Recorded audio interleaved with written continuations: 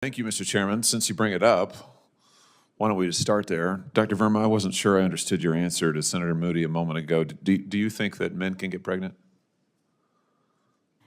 I hesitated there because I wasn't sure where the conversation was going or what the goal was. I mean, I do take care of patients with different identities. I take care of many women. I take care of people with different identities. And so that's where I paused. I think, yeah, I wasn't sure where you were going with that. Well, Before we get into this, make sure you like this video, share it with someone who still believes science matters, and subscribe to Stateline for more breakdowns like this. Now listen carefully. A United States senator asks a licensed medical doctor one of the simplest questions imaginable. Not a trick question, not a philosophical debate, a basic biological question. And what happens next should worry every American who still believes truth matters. the goal is just the truth. So can men get pregnant? Again, the reason I paused there is I'm not really sure what the goal of the question The goal is just to establish a biological reality. You just said a moment ago that science and evidence should control, not politics. So let's just test that proposition. Can men get pregnant? I take care of people with many identities, but Can men I get take care pregnant? of many women that can get pregnant. I do take care of people that don't identify as women. That Can men get pregnant? again, as I'm saying, Let me just remind you what you testified to a moment ago. Science and evidence should control, not politics. So can men get pregnant? You're a doctor, I agree. think. Science and evidence should guide medicine. Do science and evidence tell us that men can get pregnant? Biological men, can they get pregnant? I also think yes/no questions like this are a political tool. And No, yes/no questions are about the truth, doctor. Let's not make a mockery of this proceeding. This is about science and evidence, and I'm asking you. You know, the United States Supreme Court just heard arguments yesterday at great length on this question. This is not a hypothetical question. This is not theoretical. It affects real people in their real lives. And you're here as an expert, called by the other side as an expert. And you've been telling us that you follow, right, you're a doctor, and you follow the science and the evidence. So I just want to know, based on the science, can men get pregnant? That's a yes or no question. It really is, I think. I think you're trying to reduce the complexity of a lot. I'm not. I'm trying to get, it's not complex. I'm trying to get to an answer, and I'm trying to test, frankly, your veracity as a medical professional and as a scientist. Can men get pregnant?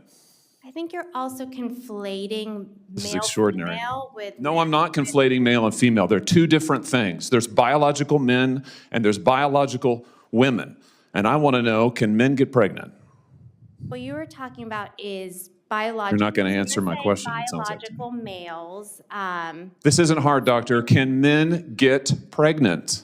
Yes or no? Again, I would be more than happy to have a conversation with you that is not coming from a place of trying to be polarized and push. I'm not trying to be polarizing. I'm trying to ask, I think it is extraordinary that we are here in a hearing about science and about women. And for the record, it's women who get pregnant, not men.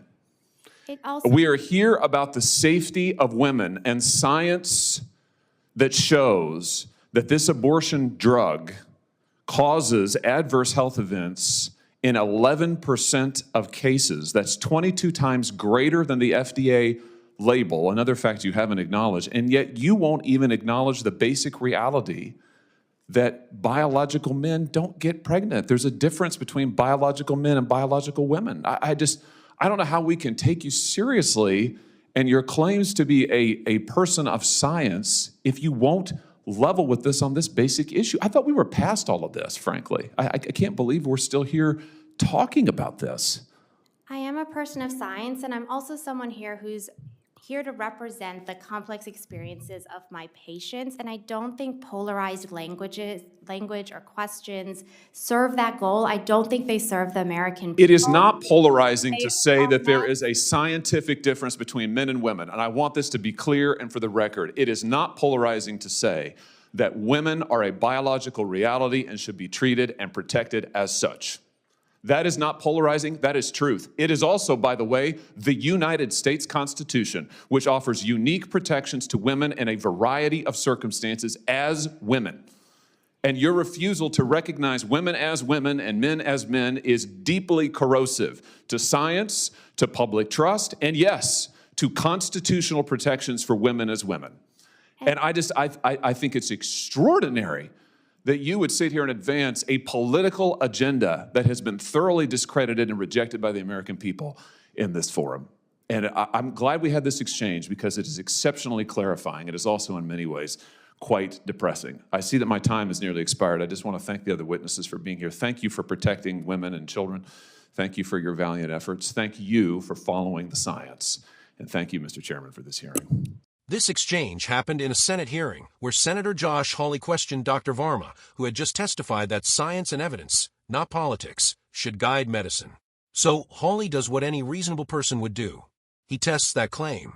He asks a straightforward question: can men get pregnant? Instead of answering, the doctor hesitates. She talks about identities. She talks about complexity. She talks about patient experiences. What she never does, despite repeated chances, is give a clear yes or no. Hawley keeps pressing, not to be rude, not to score points, but to establish something foundational. Biological reality. The kind of reality medicine, science, and law are supposed to be built on. The doctor claims yes or no questions like this are political tools. Hawley responds that no, they're tools for getting to the truth. And he's right. If a doctor cannot clearly state that biological men cannot get pregnant, then what exactly is guiding their medical judgment? What makes this moment even more important is the context. The Supreme Court had just heard arguments related to these exact issues. This isn't hypothetical. This affects women's health care, women's safety, and women's legal protections. Hawley points out that women are a biological reality. That women, not men, get pregnant. And that pretending otherwise doesn't make society more compassionate, it makes it dishonest. He also ties this refusal to answer to broader concerns, including abortion policy and drug safety, noting that facts and data are being ignored when they don't fit an ideological narrative. The doctor insists she represents complexity and lived experience. Hawley counters with something far more basic. Without truth, science collapses. Public trust collapses. And constitutional protections for women collapse with it. By the end, Hawley calls the exchange clarifying and depressing. Clarifying because it shows how deep the denial of basic biology has gone. Depressing because this denial is now coming from people presented as scientific experts. This wasn't about hate. It wasn't about disrespect. It was about whether truth still exists in public institutions and whether anyone is still willing to say it out loud.